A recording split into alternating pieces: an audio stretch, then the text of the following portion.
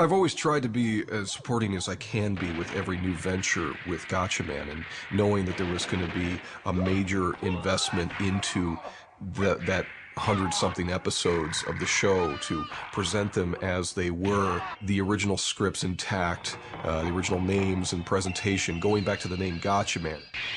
This is really the original undiluted, Seven Zark Sevened version of this thing. As much as I love the American version, and I do, there's so much more at the core of where this came from. This thing was so pure and perfect in its invention in 1973, I believe.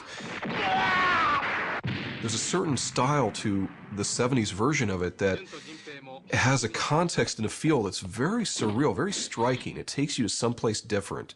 It's not going to be the same as modern anime. There's something that has 70s anime that has just an incredible vibrancy and energy that's so powerful and striking and vicious. You can feel something's very different with the show. There's a look to the faces and energy, just when the faces would scream at one another, the way that their expressions would vibrate, the anger that was in the eyebrows of Mark and Jason. It's just, it's electric, and it's something that really captivated me as a kid. There's a certain quality of the line drawing and in sort of the inking of the characters that has a grit to it that in a way has been cleaned out of animation in anime for the 30 years since. The stuff has become much more refined, and so you don't have this certain kind of dirtiness to the look of the artwork, but that's so much a quality of the artwork that it in a way looks hand-drawn, and that's so nice in the way it comes across.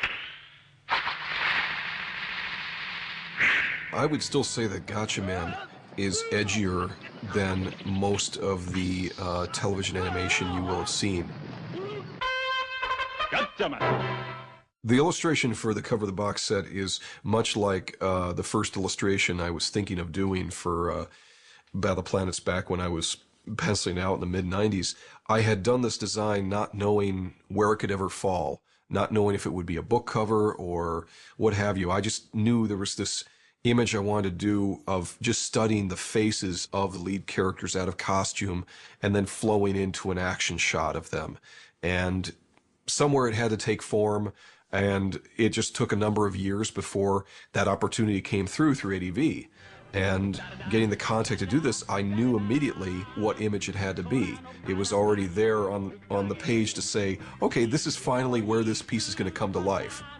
When I interpret normal superheroes from either DC or Marvel Comics, it's always to make it seem like it's very much in a human skin in a way that I'm taking whatever exaggerated details might have been there through many artist versions of them and making them seem as realistic as possible. Here with Gatchaman, I don't want to lose any amount of the exaggeration of either the hairstyle or the faces, the size of their eyes, and this is just not normal for my normal artwork. And getting in this close on their faces, studying that tightly, is something that I wanted to examine with appreciation, to sort of hand off maybe the appreciation that I have so that people can see like something special in the way of their design, just as faces, just as people. So, I mean, I can do a million different illustrations of them in costume and you see what's different about the costumes, but there's something more critical to the human equation. I don't want to have them be reworked through my interpretation of them. I want to see them as they were. And my involvement demands that you get a little bit more color and rendering, but I don't want to have to put my mark on them because in a way, their mark is plenty cool as it was.